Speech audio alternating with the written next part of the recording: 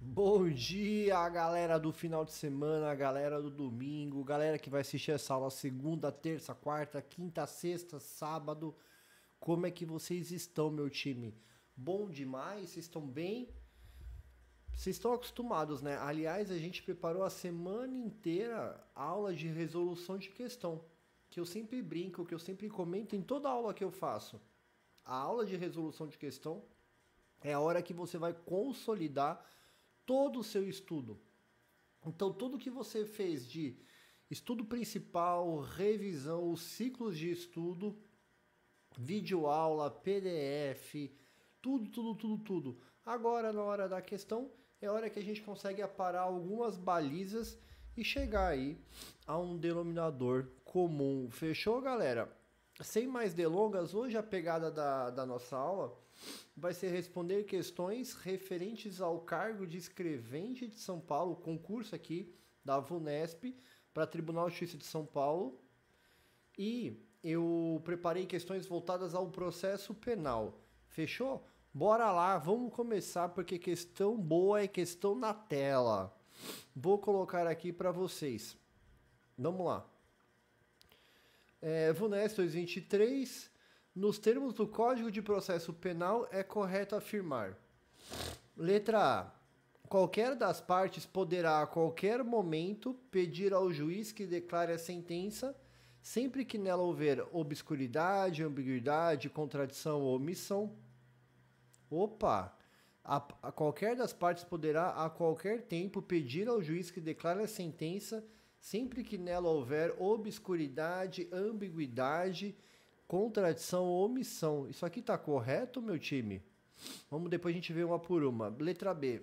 Na sentença, não poderá atribuir ao fato, o juiz na sentença não poderá atribuir ao fato contido na denúncia ou queixa definição jurídica diversa, ainda que em consequência tenha que aplicar pena mais grave.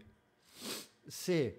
Nos crimes de ação pública, o juiz poderá proferir sentença condenatória, ainda que o Ministério Público tenha opinado pela absolvição, bem como reconhecer agravantes, embora nenhuma tenha sido alegada. O querelante e o assistente sempre serão intimados da sentença pessoalmente, sendo vedada em qualquer hipótese a intimação por edital. Letra E. A intimação da sentença sempre será feita pessoalmente ao defensor, constituído pelo réu, se houver antecipadamente concedido fiança.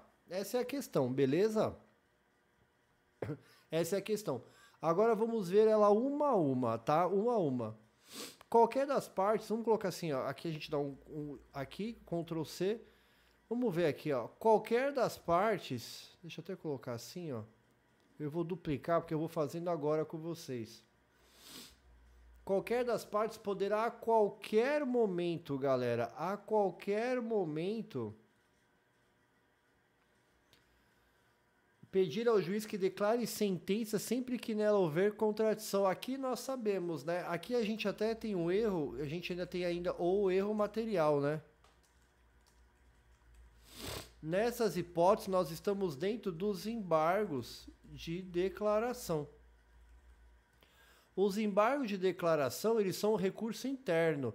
Ele é um recurso para corrigir um erro dentro da sentença, uma falha dentro da sentença.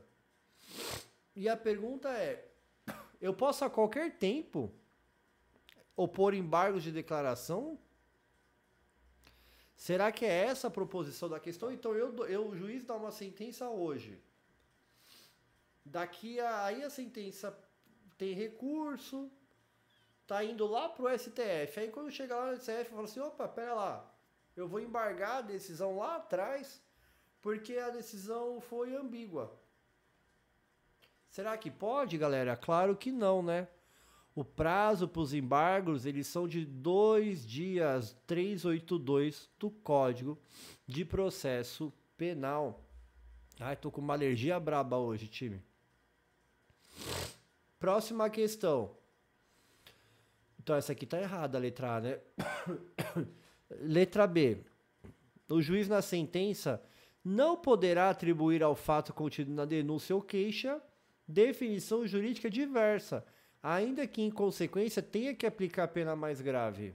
Opa, o juiz não poderá atribuir ao fato contido na denúncia ou queixa definição jurídica diversa, ainda que em consequência tenha que aplicar a pena mais grave.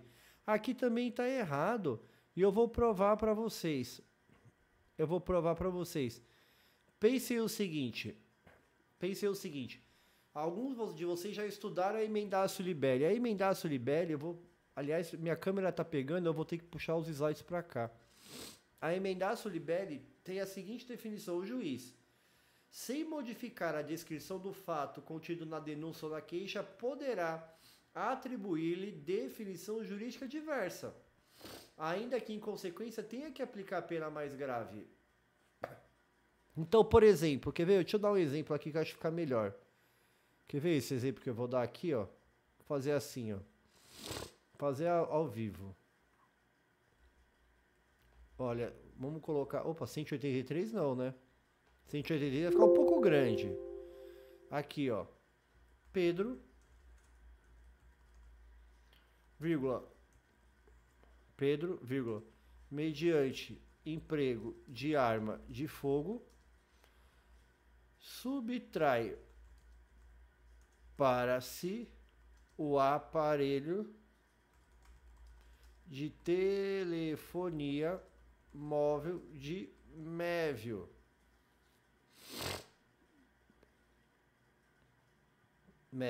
Ante o exposto, denuncio Pedro como incurso no artigo 155 caput do Código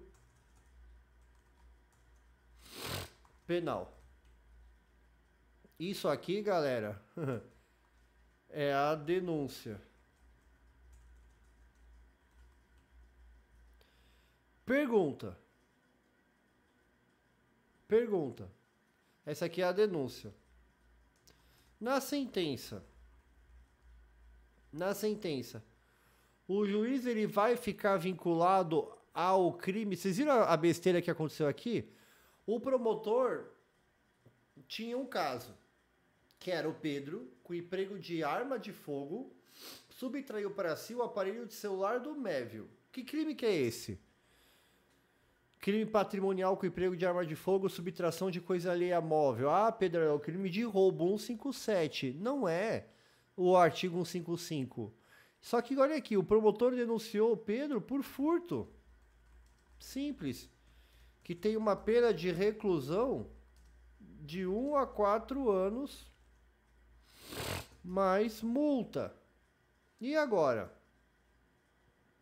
Será que o juiz pode fixar uma pena bem mais elevada, que vai ser de roubo, ainda mais com a causa de aumento do parágrafo 2A, porque é emprego de arma de fogo? Pode ou não pode?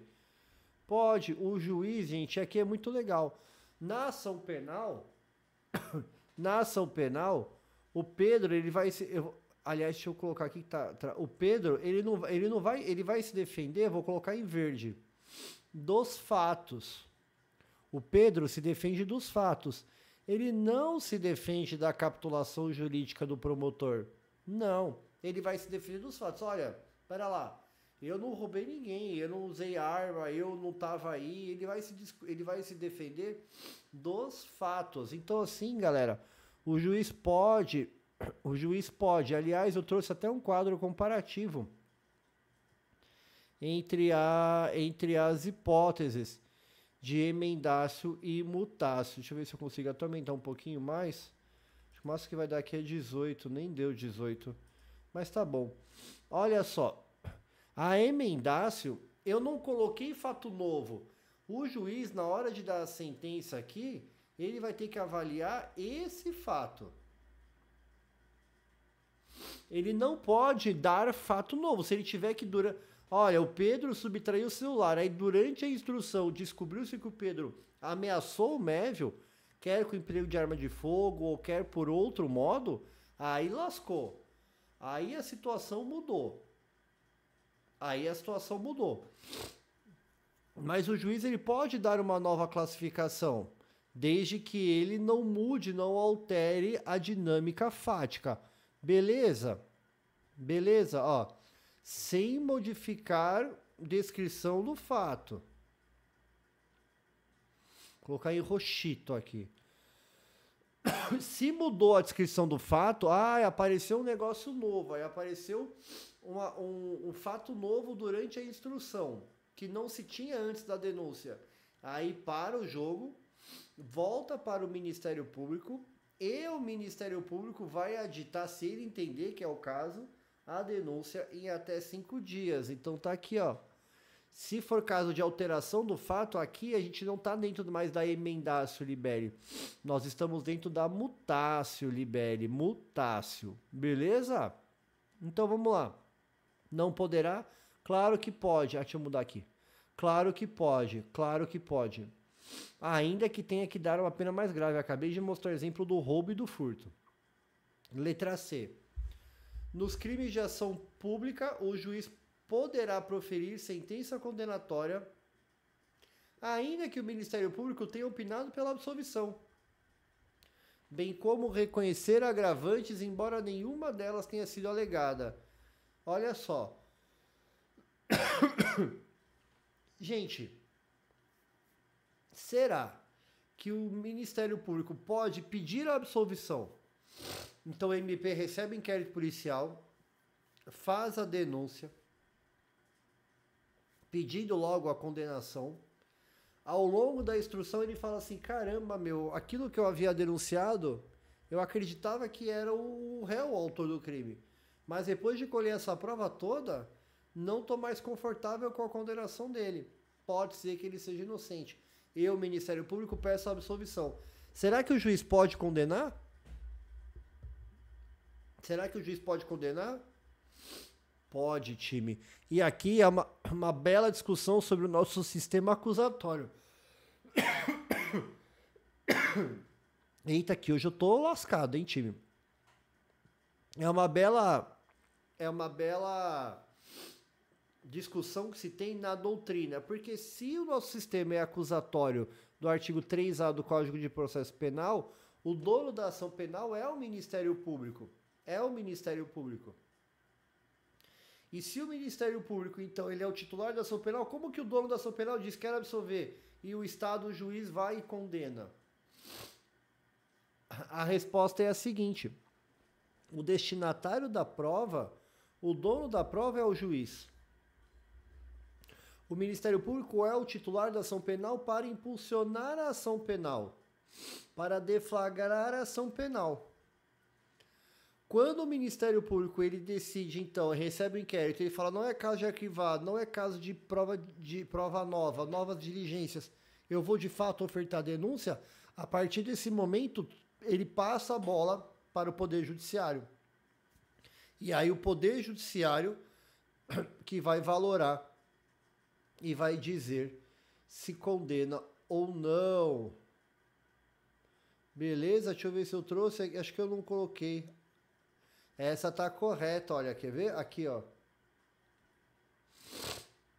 Nos crimes de ação pública, o juiz poderá proferir sentença condenatória, ainda que o Ministério Público tenha opinado pela absolvição, bem como reconhecer agravantes, embora nenhuma tenha sido alegada.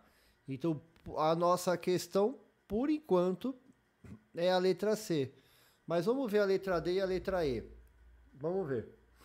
O querelante ou assistente sempre serão intimados da sentença pessoalmente, sendo vedada em qualquer hipótese a intimação por edital. Então, ó, o querelante e o assistente sempre serão intimados pessoalmente. Eu não gosto muito dessas expressões sempre, nunca, jamais. Esse aqui ainda tem uma dupla, né? Sendo vedado em qualquer hipótese. Será que essa é a pegada, galera? Então, olha só. Será que eu tenho que sempre intimar? Não estou falando de citação. Será que eu vou sempre ter que intimar o réu pessoalmente? E se eu não conseguir intimar o réu pessoalmente, lascou? Olha aqui. De olho nas regras de intimação. O querelante ou assistente será intimado a sentença pessoalmente ou na pessoa do seu advogado. Se nenhum deles for encontrado no lugar da sede do juízo, a intimação será feita mediante edital com prazo de 10 dias, afixado em lugar de costume. Ó, galera, então pode fazer por edital. E esse edital com prazo de 10 dias. Claro. Porque se assim não fosse, não localiza o réu. Tem que sair procurando o réu. Só pode ter intimação pessoal? Negativo. Negativo. Próxima. Deixa eu trocar aqui. A intimação da sentença sempre será feita pessoalmente ao defensor constituído pelo réu, se houver antecipadamente concedido fiança. Essa aqui também tem erro, hein, galera? Essa aqui também tem erro e essa aqui eu já vou colocar aqui sem mais delongas. Olha só. 392, intimação da sentença. Ao réu pessoalmente ou ao defensor por ele constituído, quando se livrar solto, ou sendo afiançável a infração, tiver prestado fiança. Então, olha só, cuidado, tá? Pessoalmente ao réu ou ao defensor por ele constituído, ou ao defensor por ele constituído. Então, aqui, galera, o gabaritão de fato é a letra C, C de certo. Vamos ver as estatísticas. Ô, caramba, uma galera errou, hein? 42% erraram essa questão. Uma questão difícil, né? Porque justamente tem a pegadinha. Vamos ver, a galera ficou muito na letra A. Não, não pode ser a qualquer tempo, né, galera? Não pode ser a qualquer tempo, pelo amor de Deus. Bora lá. Próxima questão. Mévia foi denunciada pela prática do crime de homicídio doloso. A denúncia foi recebida pelo juiz da vara do Tribunal do Júri, sendo apresentada por Mévia a resposta à acusação. Seguindo-se a instrução processual, coitiva das testemunhas de acusação e defesa, encerrada a instrução e apresentada as alegações finais, o processo encontra-se na vara do Tribunal do Júri para a sentença. Em vista ao caso hipotético, assinale a alternativa correta. Letra A. Se a decisão do juiz for pela ocorrência de prática de crime não sujeita à competência do júri, proferirá desde logo, sentença condenatória. Galera, muito cuidado com essa questão. O Tribunal do Júri é um procedimento especial e ele é escalonado. Eu tenho a primeira fase, formação da culpa, e a fase do plenário. Na fase da formação da culpa, o juiz da causa é o juiz de direito ainda. Lá no plenário que vão ser o Tribunal do Júri, o Conselho de Sentença, os 7 jurados. Nessa primeira fase tem denúncia, tem resposta à acusação, vai se fazer a audiência e aí ao final dessa audiência, primeira audiência, o juiz ele tem 4 caminhos: pronunciar o réu, impronunciar o réu, absolver sumariamente ou desclassificar a conduta. E se na primeira fase ele desclassifica a conduta, ele vai remeter lá para o juiz competente, nos termos do artigo 419 do Código de Processo Penal. Então, se nessa primeira fase o juiz percebe que o crime não é de competência dele, é um latrocínio, por exemplo, que não é crime doloso contra a vida, é crime contra o patrimônio, ele de plano encaminha esse processo para a justiça comum. Para a justiça comum. Então aqui, galera, a letra A ela está equivocada, beleza? Ela está equivocada. E por quê? Porque não vai proferir sentença desde logo. Vamos para a letra B. Se a decisão do juiz for pelo reconhecimento de que Mévia agiu em legítima defesa, circunstância que exclui o crime por ausência de ilicitude, ainda assim ela será pronunciada competindo a decisão ao júri, podendo, contudo, interpor apelação. Meu Deus do céu, essa aqui tá toda bagunçada, né? Tá toda bagunçada. Aqui, meu time, se ela foi pronunciada, aliás, eu vou até abrir aqui um slide com vocês. Eu vou até abrir aqui rapidinho, não tem problema. A gente faz agora. Eu disse para vocês, galera, que dentro da primeira fase eu posso ter questão de pronúncia, impronúncia, gostei de tá mudando de cor sozinho. Desclassificação.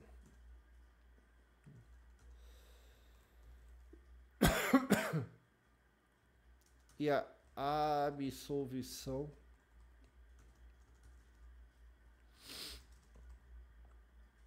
sumária. Beleza? Eu quero que você me aponte dessas decisões qual que mata o processo. Qual que mata o processo? Pedrão, em pronúncia mata, porque vai fechar e jogar fora a coisa jogada formal, e a absolvição sim, a pronúncia manda para uma nova fase e a desclassificação manda para outro juiz. Então não põe fim ao processo, recurso em sentido estrito.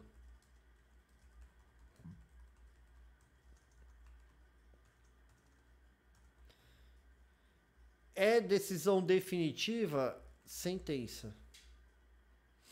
É decisão definitiva? Sentença.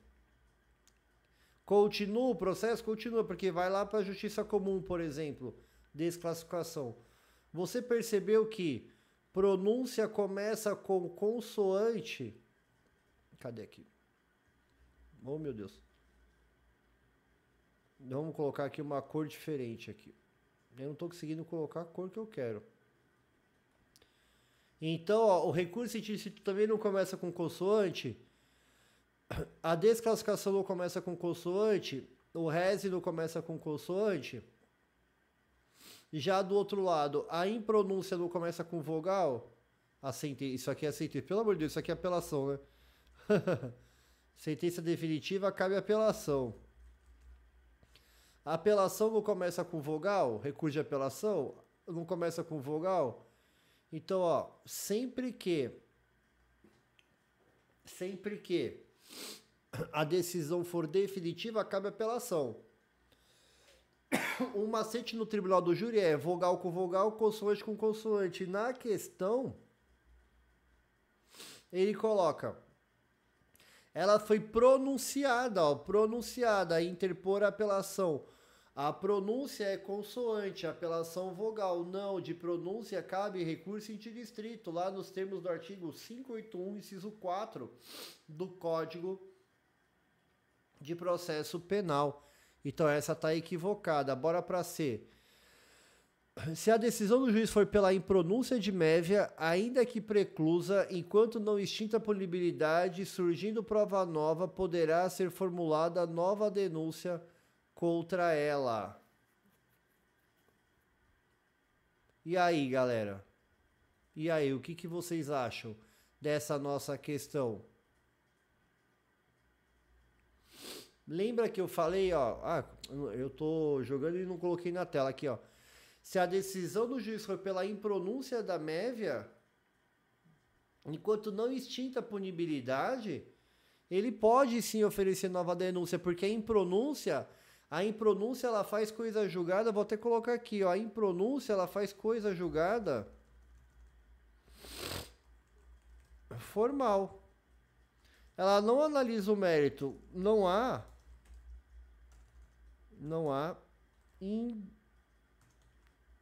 indícios suficientes de autoria e materialidade. Então, como não há indícios suficientes de autoria e materialidade, não dá para pronunciar e mandar lá para os jurados. Eu vou impronunciar. Em havendo nova prova dentro do período depurador, dentro do período prescricional, podemos oferecer nova denúncia. Beleza? Letra D. Se a decisão do juiz for pela impronúncia de mévia, poderá o Ministério Público interpor reze, estendendo tal legitimidade de sentença de acusação. Acabamos de ver, em pronúncia começa com vogal, reze com consoante, não é. De impronúncia cabe a apelação, é erro grosseiro. Letra E. Se a decisão do juiz for pela pronúncia de mévia, será ela intimada através de seu advogado constituído ou defensor público nomeado. E aí, galera? E aí? Como é que vai se dar, nesse caso, a intimação dela? Pessoalmente ao acusado ou por intermédio de seu advogado. Beleza? Bora para mais uma. Vamos colocar aqui na tela. Tício foi denunciado por crime cuja pena máxima não ultrapassa 2 anos de reclusão. Diante dessa situação hipotética, assinale a alternativa correta. Letra A. Então, o Tício ele foi denunciado por crime cuja pena não ultrapassa 2 anos. Letra A. O processo seguirá pelo rito sumário, com resposta à acusação apresentada em audiência oralmente, ocasião em que se inquirirão as testemunhas de defesa, no máximo 3, apresentadas no dia, independente de intimação. B.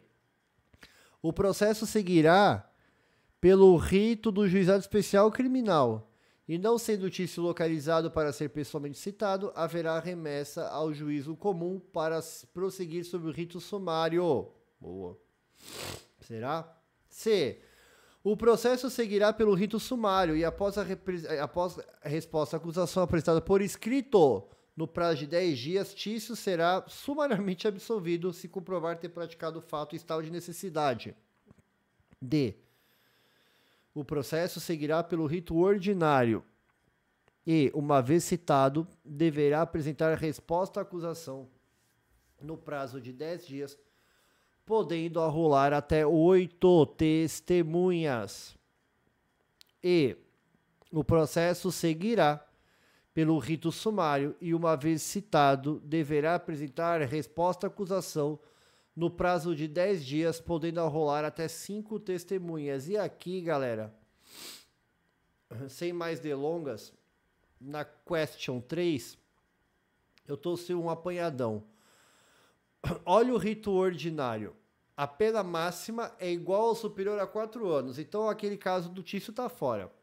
8 testemunhas para acusação, 8 testemunhas para defesa. A audiência de instrução e julgamento em 60 dias. Diligências complementares, posso.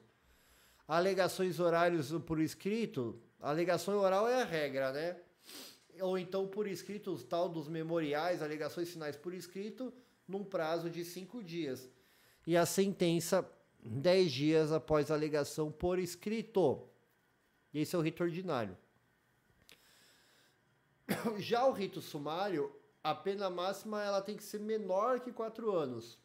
Eu tenho agora 5 testemunhas ao invés de 8 para cada uma das partes. Reduzo pela metade o tempo do prazo para audiência de instrução. Cai para 30 dias e alegações finais no prazo de 20 minutos, prorrogáveis por 10. E a sentença é dada em audiência. E o rito sumaríssimo. O sumaríssimo é pena máxima igual ou inferior a 2 anos. 5 testemunhas para acusação, 5 para defesa. Eu não vou aplicar 9.099, que eu aplico o CPP de forma subsidiária. Tem uma audiência para conciliação, que vai fazer uma transação civil, que vai fazer uma transação penal, uma composição civil, uma transação penal, a aplicação do artigo 89, uma suspensão condicional do processo ou coisa que o valha, beleza? A audiência de instrução e julgamento, se não tiver conciliação, As alegações finais aqui embaixo, elas são no prazo de 10 minutos e a sentença é dada em audiência, apanhadão geral da nossa questão. E aqui é a letra B, né, galera? O processo seguirá pelo rito do juizado especial, porque a pena não ultrapassa 2 anos. Só que o juizado especial é para ser rápido, G-Clean. Se o tício não for localizado, e aí ele vai mandar, então, para a justiça comum. E a justiça comum eu tenho o sumário e o ordinário. O sumário é pena inferior até 4 anos e o ordinário supra. Então vai seguir pelo rito sumário. Uma questão até que fácil. Nós tivemos 71% de acerto nessa questão, de fato. Uma questão que não foi das mais complexas. Bora lá. Próxima questão.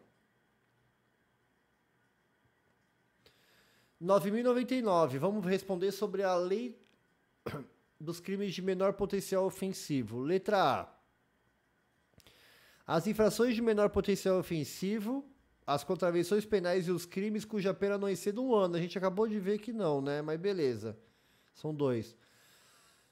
A transação penal nas ações penais públicas condicionadas à representação oferecida pelo Ministério Público ao autor da infração e por ele aceita será homologada pelo juiz se não contar com a anuência da vítima. Ixi, Maria, vamos ver uma por uma já. C. A suspensão condicional do processo prevista no artigo 89 da lei aplica-se ao crime cuja pena mínima não exceda 2 anos. Só a pegadinha aí do mínima. Letra D. Não cabe prisão em flagrante nos crimes de menor potencial ofensivo. Letra E. Na eventual reunião de processos perante o juízo comum, decorrentes da aplicação da regra de conexão e continência, as infrações de menor potencial ofensivo aplicar-se-ão os institutos da transação penal e composição dos danos civis. Vamos para a primeira letra A. As infrações de menor potencial ofensivo, as contravenções penais e os crimes cuja pena mínima não exceda 1 ano. Tá correto, galera? Errado. Pena máxima não pode ser superior a 2 anos. Pena máxima. Bora para a próxima. Vamos para a próxima. Aliás, eu vou até colocar lá para a gente reler a questão. Qual que era a próxima? A transação penal nas ações penais públicas condicionadas à representação oferecida pelo Ministério Público ao autor da infração e por ele aceita não será homologada pelo juiz se não constar com a anuência da vítima. Aqui não, né, galera? Aqui não. Olha só. A lei diz que o juiz... Não há essa previsão legal, né? Não há, de fato, essa... A lei diz que o juiz, ao ocorrer a proposta MP, aplicará a pena restringida de direitos ou multa. Então, olha o 76, parágrafo 4º. Acolhendo a proposta do Ministério Público, aceita pelo autor da infração, o juiz aplicará a restringida de direito ou multa, que não importará em reincidência, sendo registrada apenas para impedir novamente os mesmos benefícios. Boa! Bora para a letra C. A suspensão condicional do processo, prevista no artigo 89 da lei, aplica-se aos crimes cuja pena mínima... Aqui eu vou pular, tá? Porque a pena máxima não exceda 2 anos. Vamos para D. Não cabe prisão em flagrante nos crimes de menor potencial ofensivo. E aí, galera? Cabe ou não cabe? Claro que cabe. Olha aqui. Artigo 70, parágrafo único. Ao autor do fato que, após a lavratura do termo, for imediatamente caminhado ao juízo ou assumir o compromisso dele a comparecer, não se imporá prisão em flagrante nem se exigirá fiança. Em caso de violência doméstica, o juiz poderá determinar com medidas de cautela o seu afastamento do lar, domicílio ou local de convivência. Logo, o autor do fato que não assumir o compromisso de comparecer em juízo será imposta prisão em flagrante ou se exigirá fiança. E o gabarito é texto da lei, do artigo 60, parágrafo único. Na reunião de processo perante o juízo comum ou tribunal do júri, decorrentes da aplicação das regras de conexão e continência, observação os institutos da transação e composição civil. Então, se tem um crime conexo ou o crime que está contido, vai junto, vai junto. Eu vou aplicar a eles os benefícios da transação penal ou da composição civil. Bora para a próxima questão. Opa!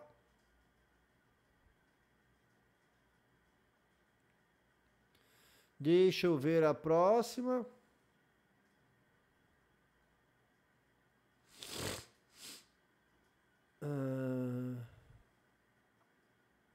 Vamos lá. A respeito do procedimento relativo ao tribunal do júri, assinale a alternativa correta. Oferecida a denúncia por crime de competência do tribunal de júri, o juiz singular pode, desde logo, rejeitá-la, se presentes as hipóteses previstas no artigo 395 do Código de Processo Penal. Letra B. Citado ou acusado não apresentada a RIA no prazo legal, o juiz nomeará defensor para oferecer no prazo de 5 dias. Letra C. Recebida a denúncia não sendo localizado o réu para fins de citação pessoal, far-se-á citação por edital. Fim do prazo fixado no edital, caso o réu não compareça, o juiz nomeará defensor prosseguindo o feito até finalização da fase de pronúncia. Letra D.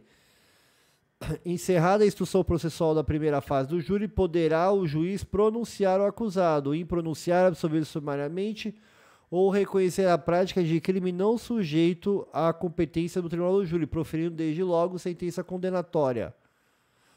E a letra E. O desaforamento do julgamento para outra comarca poderá ser feito a requerimento do acusado. E aí, galera? Vamos começar pela letra B. Vamos começar pela letra B. E aqui eu vou fazendo com vocês. Coloquei essa palavra aqui. Citado o acusado, não apresentada a resposta à acusação, no prazo legal, o juiz nomeará defensor para oferecer no prazo de 5 dias. Não, galera, o prazo são de 10 dias. Prazo de 10 dias. Prazo de 10 dias. Bora para a próxima. Deixa eu pegar lá. C. Gente, eu tô aqui na base do sufoco, hein, hoje. Recebida a denúncia, não sendo localizado o réu para fins de citação pessoal, far-se-á a citação por edital. Até aqui está correto. Fim do prazo fixado no edital, caso o réu não compareça, o juiz lhe nomeará defensor, prosseguindo o feito até a finalização da fase de pronúncia. Aqui que está errado. Aqui que está errado. Aqui que está o BO. Não. Deixa eu tirar isso aqui assim, ó. Não localizou o réu, o processo deverá ficar suspenso.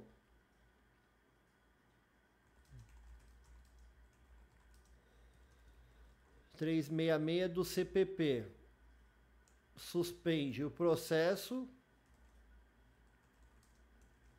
Vamos colocar assim, suspende o processo e o prazo prescricional.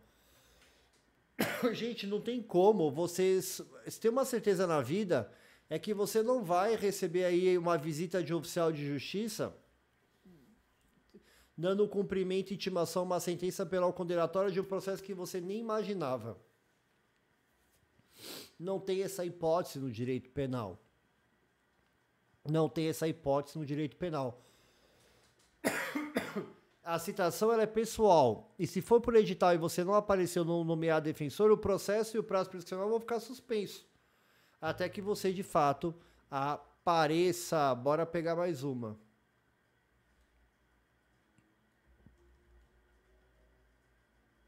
Colocar aqui, duplicar.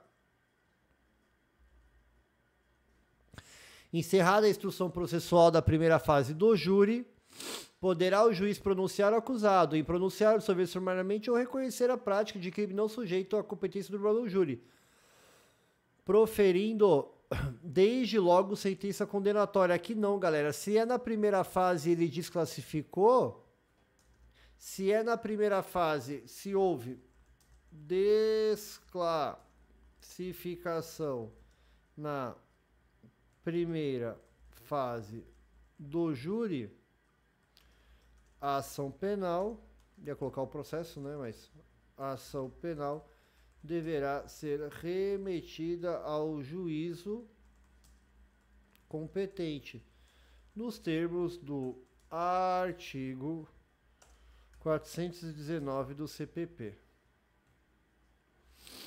Beleza? Bora para mais uma. Bora para mais uma.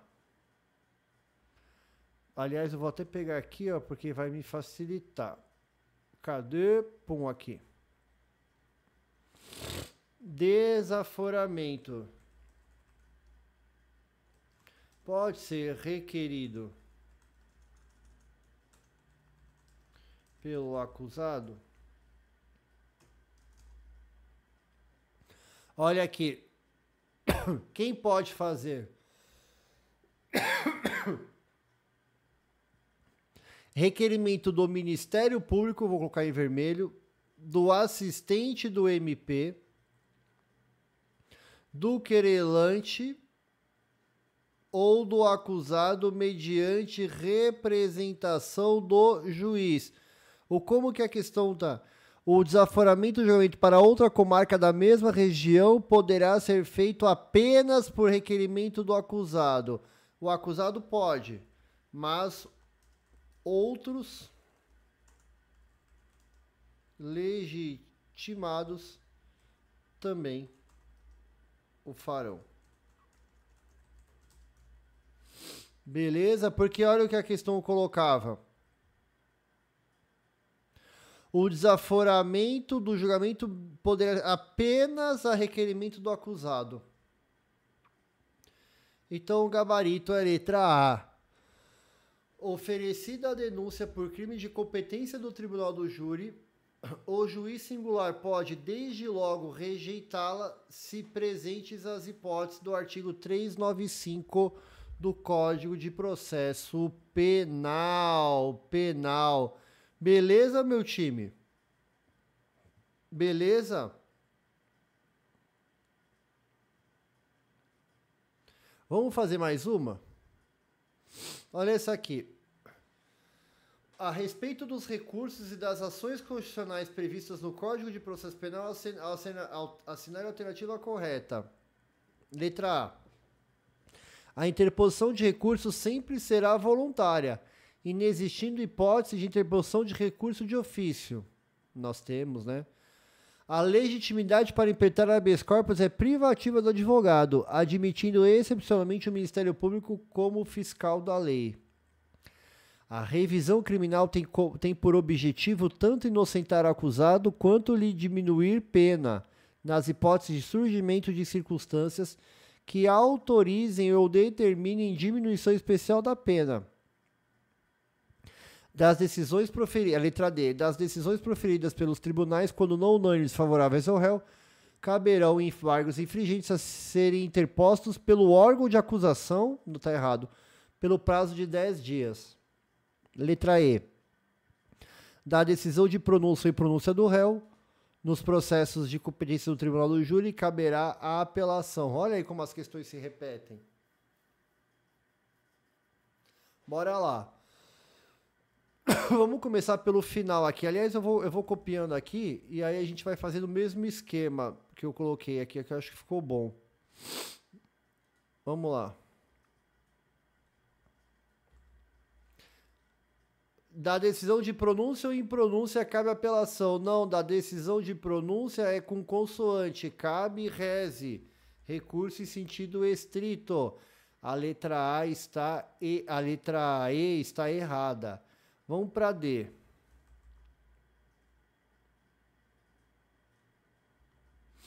Das decisões proferidas pelo tribunal, quando não unânimes e favoráveis, caberão embargos infringentes a serem interpostos pelo órgão de acusação. Não, tem que ser interposto pelo réu. Pela sua defesa. Não pelo órgão de acusação, porque tem que ser favorável ao réu. Esse voto minoritário. Vamos para a próxima. Letra C. Cadê? Aqui. A revisão criminal tem por objetivo tanto inocentar o condenado quanto lhe diminuir a pena, nas hipóteses de surgimento de circunstâncias que autorizem ou determinem diminuição de pena. Claro, aliás, a revisão criminal não é recurso. Trata-se de ação autônoma de impugnação ou desconstituição, né? Ou vou colocar de desconstituição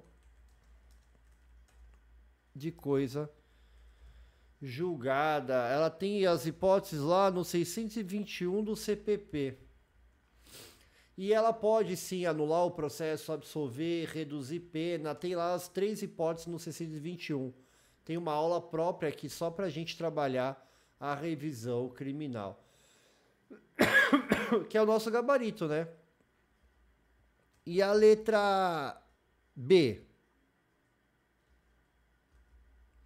A legitimidade para interpor é privativa do advogado. Não. O HC pode ser impetrado por qualquer pessoa. O HC pode ser impetrado por qualquer pessoa, meu time. Beleza? E a letra A, vou copiar também.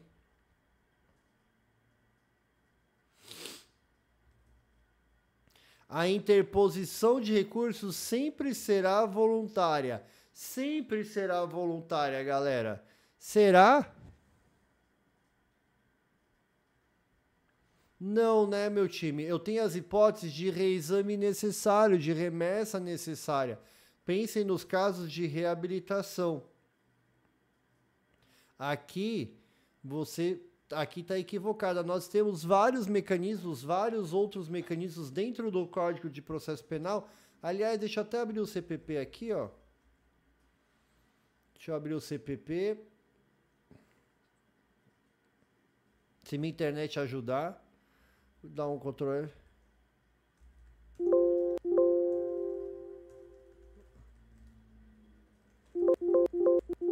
Ó. Recurso. Vamos colocar assim.